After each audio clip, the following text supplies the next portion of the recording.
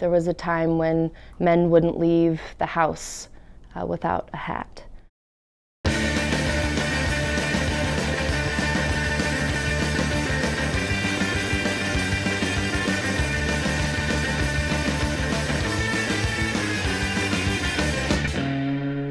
The fedora became kind of the most popular hat of all time. It was all fedoras from 1910 to 1950 through 1962, and then the hat was dead.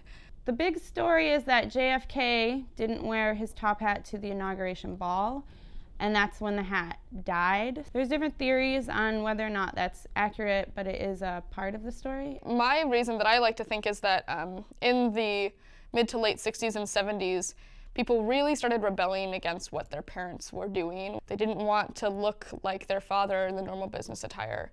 And I think that's finally coming full circle, where my generation now is rebelling against the casual look of their parents. Most of the hats that we see in the market are an impersonation of a hat. Like, they give you the sense that you're wearing a hat, but all of the functional qualities it had originally aren't there.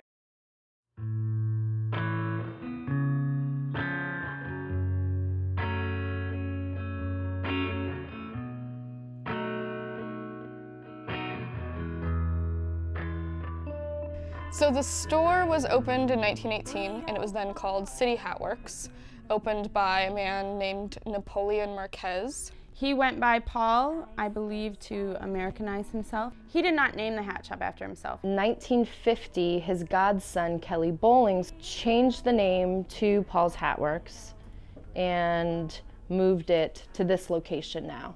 In the 70s, Kelly apprenticed several young men, and picked the worthiest one, as per tradition, which was Michael Harris.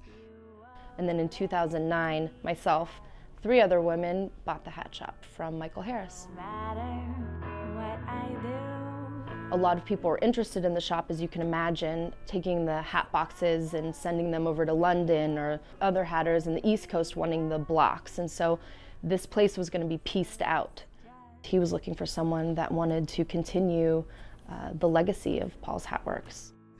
He told me he's been trying to sell the business for 2 years, and I told him I would buy it from him with 3 other people.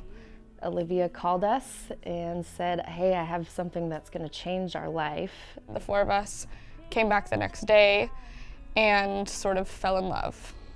We saw an opportunity here, but also saw that no one else was going to take it. And if we didn't take it, this place was going to die.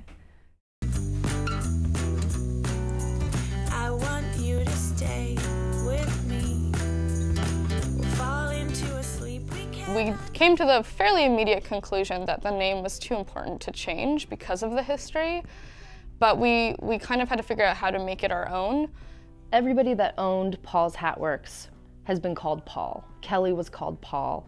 Michael was called Paul. So we all go by Paul, and it's kind of funny. Paul is kind of like this other entity. It's like this Paul's Hat Works mentality.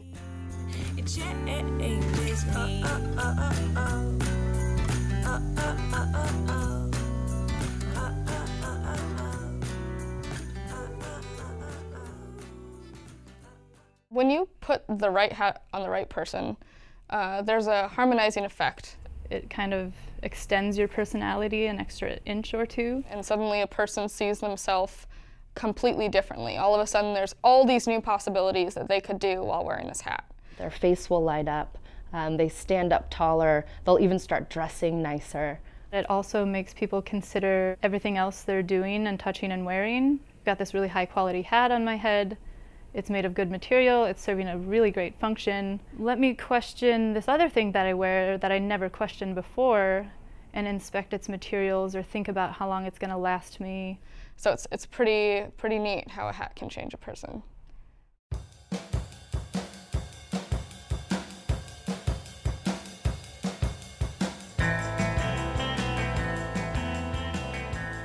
So when we decided to buy this hat shop, we knew we were buying it in a bad time economically.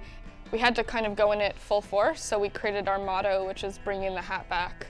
We're bringing back certain traditions that are good and certain manners and a certain amount of courteousness that people have forgotten, and the idea that dressing up is a sign of respect. So we're kind of bringing back this whole movement that is centered around the time when people used to wear hats.